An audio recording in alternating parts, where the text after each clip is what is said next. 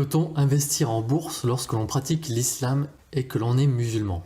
Dans cette vidéo, nous allons voir ce qui pose problème et comment les musulmans peuvent investir en respectant leurs principes idéologiques. Pour comprendre en quoi la bourse pose problème lorsque l'on est musulman, il faut d'abord s'intéresser au principe de la finance islamique. La finance islamique repose sur 5 principes qui se décomposent en 3 interdictions et en 2 obligations. Les 3 interdictions sont l'interdiction des intérêts, l'interdiction d'investir dans certains secteurs jugés illicites, l'interdiction de la spéculation.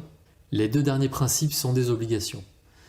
Donc il y a l'obligation de partage des pertes et profits et l'obligation d'investir dans des actifs tangibles. Certains secteurs d'investissement sont donc illicites aux yeux de la finance islamique. On trouve les jeux de hasard, l'alcool, le tabac, les produits à base de porc ou encore les contenus pour adultes. Il n'est donc pas possible d'acheter des actions d'entreprises de ces secteurs. Ensuite, l'interdiction des intérêts rend illicite d'investir dans des obligations car les obligations sont des prêts rémunérés selon les taux d'intérêt en vigueur.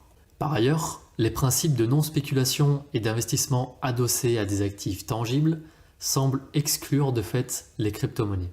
Alors comment donc investir lorsqu'on est musulman?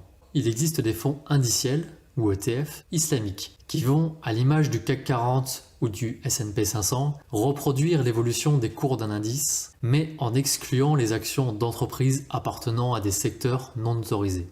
Ces fonds permettent d'investir selon les principes de la finance islamique et sont donc accessibles avec la majorité des courtiers internationaux. Mais les actions sont très volatiles et plongent lors des crises. Il est donc conseillé de diversifier ses investissements en différentes classes d'actifs comme les obligations et les matières premières. C'est ce que permet le portefeuille permanent d'Harry Browne qui comporte 25% d'actions, 25% d'obligations, 25% d'or et 25% de liquidité. Ce niveau de diversification a prouvé sa résistance en période de crise, mais les musulmans ne peuvent pas investir dans les obligations ni dans les liquidités qui sont également rémunérées avec des intérêts. Donc 50% seulement du portefeuille permanent est conforme à la finance islamique. Investir dans l'or et les actions, sans obligation, retire au portefeuille sa stabilité.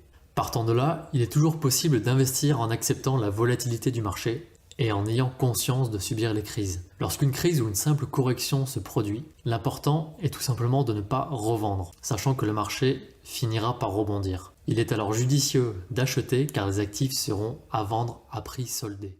Cependant, cela peut rester difficile psychologiquement de voir son portefeuille perdre autant d'altitude.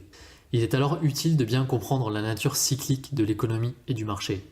Les corrections comme les crises sont normales.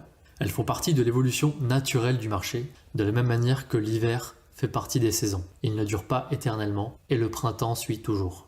Investir de manière conforme à la charia et aux principes de la finance prônés par l'islam n'est pas si simple.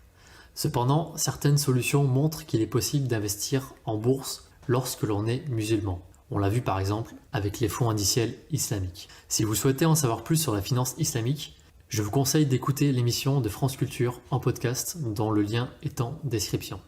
Vous pouvez télécharger gratuitement mon guide qui vous explique comment commencer à investir en 6 étapes en cliquant sur le premier lien dans la description de la vidéo. J'espère que vous avez apprécié cette vidéo et j'ai hâte de vous retrouver dans la prochaine.